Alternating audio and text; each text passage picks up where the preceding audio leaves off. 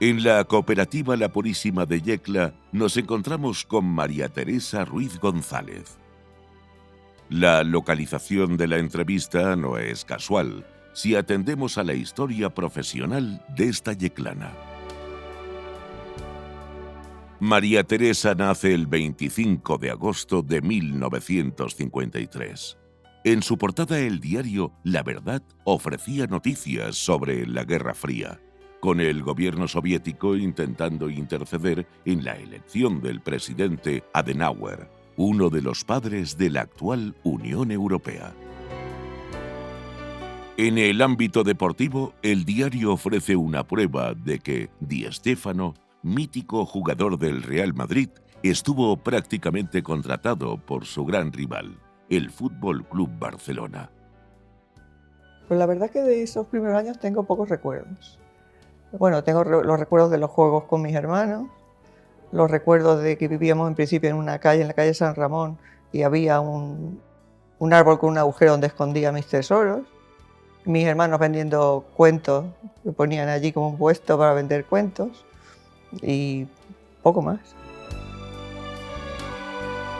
María Teresa es hija de Griselda González y Alfredo Ruiz. De mi madre era una persona que nos educaba solo con mirarnos. No hacía falta que nos gritara ni que nos pegara. Realmente ella se quedó viuda muy joven. Mi hermana, la pequeña, tenía 2 años, yo tenía 10 cuando murió mi padre. Entonces tuvo que coger allí las armas para llevarnos a todos adelante. El comercio realmente lo llevaba mi padre. Era un comercio de tejidos y de ropa. Pero claro, las cosas cambian mucho. Luego, con la muerte de mi padre, ella se queda sola. Afortunadamente, mi madre, que es extremeña, tiene una familia muy unida a ella. De hecho, un cuñado suyo, cuando murió mi padre, se vino aquí a Yecla y estuvo 1 año con ella, 1 año entero, para ayudarla en el tema del comercio, de llevar las cuentas. De hecho, nosotros seguimos muy unidos a la familia extremeña, con todos mis primos de allí. Nos seguimos queriendo muchísimo. Entonces casi nadie tenía coche, los móviles no existían. El teléfono tenías que avisar en la centralita para poner una conferencia. Y mi madre sí que nos llevaba bastante a Extremadura, pero nos llevaba de aquella manera. Yo recuerdo un viaje que yo, no sé, tendría 10 años. Y lo que hacía era llevarme a la estación, darme a la pareja de la Guardia Civil, que todos viajaban en todos los trenes, y entonces yo estaba sentada en medio de los guardias civiles, hacíamos el transbordo, esos guardias civiles me pasaban a los siguientes, hasta que llegaba al día siguiente por la tarde al pueblo de mi madre, que era Montijo, pegadito a Badajoz. Yo llegaba toda negra, con la nariz, me tenía que sonar 20 veces, fatal, fatal. Mi madre era muy seria y mi padre era todo lo contrario. Mi padre era muy chistoso, muy sociable. Recuerdo la moto que tenía y recuerdo cuando nos íbamos a coger albaricoques, porque sus clientes le decían: Alfredo, vete y recoge todos los albaricoques que quieras. Y yo me iba con él. Todos esos recuerdos. Recuerdo, porque yo siempre he estado muy unida en los recuerdos a los olores. El olor del traje de mi padre, el olor del caramelo que se sacaba, de los chicles que nos daba trocito a trocito. Esas son las cosas que recuerdo de él. Una profesora permanece en el recuerdo de María Teresa. Yo recuerdo a la doña Josefina. Era la que... Y lo único que hacía es que cada vez que entrábamos en clase teníamos que poner las manos así para ver si llevábamos las uñas limpias. Era su primer. Y luego recuerdo, pues, con ella muy bien, porque era muy seria, pero a mí no me importaba. Y los quesos de lata y la leche en polvo, que nos acordamos todo el mundo cuando los americanos nos estaban dando alimentos. Yo no necesitaba eso porque realmente cuando mi madre vino aquí a Yecla, Yecla era un pueblo mucho más atrasado que el suyo. Pero luego Yecla se desarrolló de una forma bárbara y el suyo se quedó mucho más atrasado que este. Yo recuerdo mi madre compraba la leche todos los días. En mi casa se desayunaba chocolate de ese desecho todos los días. O sea que yo no necesitaba que me dieran ni leche ni queso. Yo me lo escondía porque no podía soportar, me lo escondía en los bolsillos y lo sodaba a ella, que sí que le gustaba. ¿Cómo era Yecla en los años 50? Gris. Recuerdos grises. las calles con unos refajos así pintados en oscuro, así como el pueblo de mi madre es luminoso, que te tienes que poner gafas de sol, porque es todo blanco, es como Andalucía casi. Yo recuerdo unos refajos así en todas las calles, pintados de gris oscuro, seguramente para salpicaduras. Las señoras con toquilla negra y con zapatillas. Jamás mi madre se puso una zapatilla, ni siquiera para estar por casa. Ella siempre llevaba medio tacón y eso, y no... Entonces sí que tengo recuerdos grises. Y además, como coincide con la muerte de mi padre, no son recuerdos agradables. María Teresa relaciona un producto con su infancia. El chocolate por cajas, como si fuera un... Y además no nos lo racionaba, lo dejaba allí, teníamos una casa con varias escaleras y lo dejaba en el descansillo de la escalera para que comiéramos el que quisiéramos. De hecho, en mi casa teníamos las lámparas de regalos del chocolate, que eran de plástico y cuando se encendían se deshacían así, de colores. Sí, el chocolate. Como en otros hogares, la televisión llegó tarde. Hoy. Cuando llegó la televisión, nosotros no éramos pudientes. Y enfrente de mi casa, que estaba lo que actualmente es la escuela de música, estaba la OGE de aquella época. Y había una televisión y el señor que llevaba aquello, por la noche, nos la ponía mirando a la ventana de nuestra cocina y a través de calle a calle veíamos la tele por ahí. Yo creo que fui yo, cuando empecé a trabajar con mis primeros ingresos, después de pagarle a los jesuitas, le compré una televisión a mi madre. Antes no la tuvimos. Tras cursar estudios de secundaria en el Instituto Azorín de Yecla, María Teresa marcha a estudiar a Alicante. Yo iba con el pelito de la dehesa y me fui de pronto a Alicante a estudiar. Y recuerdo, porque claro, yo empecé a estudiar ciencias empresariales, entonces las mujeres no estudiaban eso. Y recuerdo que entró allí al colegio, eran 40 alumnos, y encuentro a un señor hablando en inglés. Yo había estudiado francés siempre en el bachiller. Un señor hablando en inglés. Y todos eran chicos, menos una chica. Y total, que ya levanto la mano y digo, perdón, es que me he equivocado de clase, porque yo iba a buscar, dice, no, es esta. Y pues es que yo no entiendo lo que dice. Y me dijo, dice, ya lo entenderás. Era un profesor que hablaba continuamente en inglés. Daba igual que lo entendieras que no. Pero efectivamente, al final lo entiendes. El problema venía cuando al año siguiente, en vez de ser un inglés de Londres, era un inglés escocés, que volvías a no entenderlo. Cuando estaba aquí, conseguí para irme fuera a estudiar una beca salario, que se llamaba entonces, y además mi hermano estaba trabajando allí, entonces yo iba a ir a su piso. Él estaba soltero, iba a ir allí y con eso podía pagarme los estudios porque era un colegio privado. Resultó que entonces en Alicante ya pusieron lo de económicas, y entonces la beca me la quitaron porque dijeron que era similar empresariales a económica y que ya había algo oficial para él. Hablé con el jefe de estudios y le dije que tenía que dejármelo y me dijo que no me lo dejaba. Entonces él me dio trabajo en la biblioteca suya por las tardes. Los alumnos que eran del bachiller y de infantil y tal, de su colegio de jesuitas, me buscaba para darle clases particulares en su casa para poder pagarlo y me ayudaron. Y además me dieron, para no tener que pagarles, un préstamo que llamaban al honor, que era que no pagaba nada y cuando empezara a trabajar se lo devolviera. O sea que lo único que tenían era mi honor para responder. Y efectivamente, cuando empecé a trabajar se lo devolví.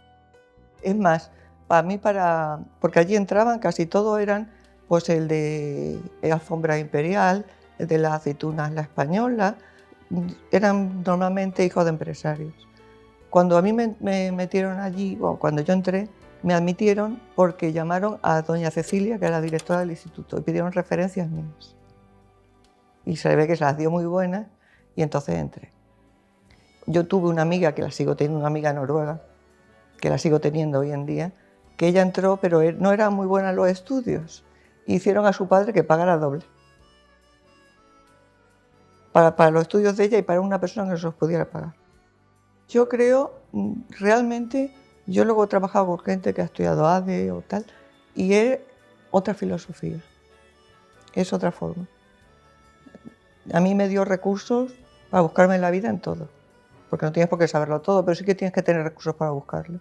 Y eso es lo que me dio a mí esos estudios. María Teresa comienza su andadura profesional. Ya termino y, bueno, ahí me pasó una cosa curiosa. El jefe de estudio un día nos dice, pero vosotros las mujeres, ¿qué pensáis? ¿Por qué habéis estudiado esto? Porque como máximo vais a ser secretarias de alta dirección. A mí se me cayeron los cuadros, digo, yo fui secretaria de alta dirección. No, entonces me ofrecieron hacer un trabajo, pero un trabajo esporádico en Valencia, en una empresa que tenía una necesidad concreta. Y me iba a ir allí a buscarme. Bueno, también intenté entrar en Arthur Andersen. Hice las pruebas y tal, pero al final aquello no cuajó. Y entonces pensaba, yo me iba a ir a Madrid, donde fuera, a trabajar donde fuera, lo tenía muy claro. Y casualmente yo me iba a ir como un lunes y un sábado me llaman de una empresa de aquí de Yecla de muebles para hacerme una entrevista. Alguien le había hablado de mí y hice la entrevista y el dueño me dijo, el lunes empieza. Digo, pero yo me iba a ir a Valencia y dice, no, no, no, tú ya te quedas conmigo. Y efectivamente me quedé con él durante 6 años. María Teresa marcha a los Pirineos. Allí es destinado su marido, funcionario del Servicio de Extensión Agraria. Yo recuerdo a mi marido lo que hacía allí. Mi marido era en contacto continuo con los vaqueros, porque allí había vacas, y con prados, diseñando con ellos, diseñando lo que eran las estabulaciones, porque los tenían encerradas, todas tenían enfermedades, dándole la cultura de que no, que tenían que estar fuera y dentro. Y aprendí de todo, desde hacer mermelada, hacer macramé, con tal de ocuparme de algo. No había ninguna industria, había una serrería y le di tanta lata al señor que al final me contrató para que estuviera allí. Yo tenía entonces un niño de 1 año, lo llevaba a la guardería y me iba con aquel señor. Posteriormente yo me cansé de eso, yo no podía vivir en un pueblo de 400 habitantes donde a las 5 era de noche. Y me volví. Mi marido se quedó allí, luego pidió el traslado. María Teresa comienza su andadura en la cooperativa La Purísima. Y entonces me llamaron de aquí, de La Purísima. El que entonces era presidente, con la idea de que entrara porque necesitaban a alguien. De hecho, el que llevaba contabilidad se iba a ir, que se fue a un banco, la contabilidad la llevaba un poquito atrasada, bueno, y entonces yo entré aquí. Pues aquí estuve en prueba 1 año, que otro modelista me quería contratar y le dije, espérate, porque cuando sea el año ya tomo la decisión. Me ofrecieron aquí lo que yo quería y ya me quedé aquí. Entré como director administrativo y estuve como director administrativo sobre 12 años. Y luego ya cogí la gerencia. Son muchos los cambios que se hicieron. Cuando yo entré en la cooperativa realmente era de director administrativo, pero casi todo el vino se vendía a granel y por la zona de España. No había nada más. Tenían una embotelladora del año La Pera, pero que se usaba muy poquito, en plan testimonial para el pueblo, y con unas etiquetas muy antiguas, muy clásico. El despacho del vino parecía como cuando tú parabas en un esto de carretera que tenía, solo le faltaba, como yo decía, solo le falta el jamón colgado. Y entonces yo empecé con el tema del cambio, aún siendo director administrativo, con pincheo con el encargado del embotellado. Compramos una embotelladora de segunda mano y empezamos con eso. Y empezamos a cambiar, empecé a cambiar no solo la imagen de las etiquetas, sino la imagen de lo que era la empresa ante el pueblo. Era mi reto, de ser una cooperativa. No, es que es una bodega y es que es un negocio. Un negocio para muchos agricultores, pero un negocio. Y nuestra obligación es ganar dinero para repartirlo a esos agricultores. Esa ha sido siempre mi filosofía de empresa. Y una empresa que no gana dinero no funciona. Y empezó ahí el tema del cambio. Empezamos a vender la imagen del pueblo, una asistencia mejor a lo que eran los restaurantes, a los bares. Se contrató una persona para que los visitara. Al principio lo hacía hasta la chica de administración casi. Pero bueno, empezamos. Yo lo que vi muy claro es que no podía ser que esta zona, con la uva que tiene, que no tiene grandes producciones, intentara hacer la competencia a zonas mucho más productivas. ¿Por qué? Porque los agricultores se iban a arruinar o iban a vivir mucho más empobrecidos que ellos. ¿Qué tenía esta zona? Tenía un vino especial que lo quería la gente. Lo quería por el color, por el grado. Es decir, el clima que había aquí era distinto, pero eso había que saberlo vender. Entonces empezamos, bueno, yo la idea que tuve primero es empezar a exportar. Mi idea era empezar a exportar vino porque estaba segura que por ahí se necesitaban estos vinos. En otras zonas más frías necesitaban estos vinos. Empezamos con la exportación, nuestros graneles ya no eran solo aquí, sino fuera, y luego el tema del embotellado, que eso cuesta mucho, porque claro, al principio es mucha inversión. Una feria, ir a asistir a una feria, pero gracias a ICE, a todas las ferias que hace, pues lo aprovechamos todo. Luego aprovechamos todo el tema de internalización, todas las subvenciones que hay, y empezamos a salir.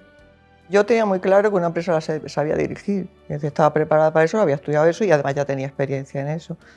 Pero cuando entro en el mundo del vino me di cuenta que es muy cambiante, es otra cosa. Puede haber una cosecha buena, una cosecha mala, no es algo vivo. Y entonces, pues lógicamente tuve que hacer un máster en viticultura y enología que hice, me saqué el nivel 2 en el Wine and Spirit y empecé pues así. Al final pues sabes de todo, al final sabes, y meterme en la bodega con el bodeguero. El bodeguero me enseñó mucho, de toda la maquinaria que hay te puedo decir lo que hace, los litros por hora que tira, o sea que es meterte en el mundo, pero tener una titulación o tener una experiencia en otro sector, en el mundo del vino no, tienes que coger la experiencia en este sector. Cambiamos todo, hubo un cambio incluso en la forma de elaboración. Yo me trajo una consultora inglesa para que con el enólogo nuestro, que tenía los conocimientos y tenía ya, viera qué forma de elaborar para llevar vinos afuera. Vinos que pudieran gustar en Inglaterra, que pudieran en Estados Unidos. Entonces esa consultora estuvo elaborando durante 2 años con nuestro enólogo y él cogió las nuevas tecnologías. Entonces se necesitaba un cambio de producto. Y entonces el primer producto que sacamos distinto fue el trapío. Teníamos una marca ahí que no la habíamos usado nunca, que yo vi, pues la teníamos registrada, y yo decía, no, es que no la vamos a usar hasta que tengamos el producto para eso. Y el trapío fue eso, fue una Monastrell 100%, una típica nuestra total, con el poderío, esto que tenía ese vino, y ya le pusimos esa marca. Ese fue el primer producto que salió con la consultora y el enólogo nuestro.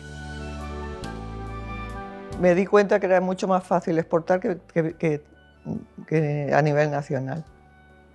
Cuando empecé a salir a la exportación, me di cuenta que un cliente de fuera son muy profesionales. Y entonces ellos simplemente, todos callados, catan todo y hacen sus apuntes. Y luego cuando les dice el precio se quedaban asombrados. No entran otras cosas. Para mí me era más difícil vender en España. Que ya ahí empieza el amigueo, el comemos juntos, y es que a mí esas cosas de los negocios sé que son necesarias, pero es que nunca me han ido. Entonces me entiendo mejor con un alemán en los negocios que con un español. Yo estoy siempre rodeada de hombres. ¿Quieres que te hable de fútbol? Yo te hablo de fútbol. ¿Quieres que te hable de chicas? Yo te hablo de chicas. ¿Por qué? Porque mi mundo ha sido ese. Y para colmo mi familia, que son hijos todos. Entonces, cuando yo empecé, que efectivamente éramos 2 chicas allí, en mi aula. De ahí agradezco al molista este que te he comentado, que siendo una mujer no tuviera dudas y apostara por mí. Igual que agradezco al presidente entonces de la cooperativa, que aun siendo una mujer, porque claro, tú cuando vas a una asamblea, todos son hombres, ahora ya no, ahora ya ves muchas mujeres, pero en ese momento no. Realmente yo zancadillas sobre eso no he tenido nunca. No he tenido nunca, pues lo tengo muy claro, o solo con verme la cara decían vamos a estarnos quietos, no lo sé. No he tenido, pero sí que ha habido un cambio bárbaro. Bárbaro. Incluso en el mundo del mueble. En el mundo del mueble, cuando yo entré, iba a las ferias, y a la feria de Valencia eran todo hombres. Mujeres. En ciertos puestos no había ninguna. De hecho, yo hice un trabajo sobre el techo de cristal que me encargaron y lo hice, me gustó. El techo de cristal nos lo ponen y no lo ponemos. Muchas veces no lo ponemos. Es muy duro decir, estoy de viaje, tengo 3 críos y me lo está criando otra persona. Y las madres tenemos ese sentido, pero hay que luchar sobre eso, hay que luchar con eso. Como representante de la cooperativa La Purísima, María Teresa participa en distintos foros. Estuve en el Consejo Regulador, desde que cogí aquí la dirección, ya estuve como vocal tesorero. Yo es que he sido tesorera en todo, porque pienso que ese control es mi mente matemática, el control de lo que tienes, en qué te lo puede hacer la gestión lo más, que te dé el máximo rendimiento, el máximo beneficio. Estuve en el grupo líder hasta 2 años después de jubilarme, porque me pidieron que hasta que no fueran las elecciones me quedara allí, también de tesorera. Estuve, ¿qué más cosas he estado? Estuve como representante de la Federación de Cooperativas, no como representante de la cooperativa. Y estuve en la Ruta del Vino desde que se inició. La Ruta del Vino fue un cambio bárbaro a nivel local de la percepción de los vinos de aquí y empezar a enseñar nuestro territorio fuera. Para mí creo que ha sido de las cosas mejores que se han hecho, las rutas del vino. Una vez jubilada, María Teresa disfruta de un mayor tiempo libre. Pues he hecho todo lo que no podía haber hecho. He ido a sitios donde siempre tenía ganas de ver. Cerquita, tenía ganas de ver los caballos de Jerez, me fui a ver los caballos de Jerez. Tenía ganas de ver los patios de Córdoba, me fui a verlos. Luego, soy una persona que lee muchísimo, leo mucho. Me encanta la jardinería y tengo un jardín para arreglar. Ejercicio físico hago tai chi. Y ahora voy a empezar con informática, porque tuve la suerte o la desgracia que, claro, yo todo lo que he necesitado lo he pedido a alguien. Es decir, prepárame una base de datos sobre esto, prepárame, pero no lo he hecho yo. Así es que ahora me he apuntado también a informática avanzada. Cuando yo hice el bachiller odiaba la historia, la odiaba, no me gustaba nada. Y estoy aprendiendo historia a través de las novelas históricas. María Teresa insiste en la importancia del olor en sus recuerdos, también en su concepción del vino de Yecla. Yo viví en los Pirineos y al olor a prado. Cuando venía hacia aquí me abría la ventanilla, pero cuando ya iba por ahí arriba ya me olía a Yecla, y a Yecla era el romero, el tomillo, el monte bajo, que eso es lo que siempre he querido que los vinos transmitan. María Teresa recuerda a personas que fueron clave en su paso por La Purísima. El actual presidente, Pascual Molina, que hizo un cambio bárbaro. Él fue el promotor. Todos estos cambios que hemos hablado, él ha estado de presidente ahí. Y entonces fue un hombre atrevido que apostó, y además me dio la confianza para poder tomar las decisiones las tomaba él, pero claro, lógicamente quien tenía los datos era yo. Entonces ese consejo rector inicial para mí fue muy bueno, de apoyo total. Dentro de él había una persona que me acuerdo mucho de él, que todavía vive, que es Tomás. Tomás era una persona a la que yo le pedía consejo. Cuando tenía una duda de cómo actuar, de esos que tienen sabiduría de nacimiento, ¿sabes? De esas personas que dices, seguramente el consejo te va a dar el más cuerdo que hay. Y era el que llamaba yo: Tomás, tengo una duda, ¿actúo así o actúo así? Y siempre me daba su buen consejo. Más gente, pues dentro de aquí de los trabajadores que ya se han jubilado y que para mí me enseñaron un montón. Vicente en la embotelladora, que me enseñó todo lo que había. El bodeguero de entonces, mucha gente. En administración Lola, que está ahí toda la vida. Y buenos compañeros todos. ¿Es María Teresa parte de la cultura empresarial de La Purísima? Hombre, claro. ¿Tú sabes los años que he estado aquí? Sí, de seguro. Y del cambio que se hizo, seguro.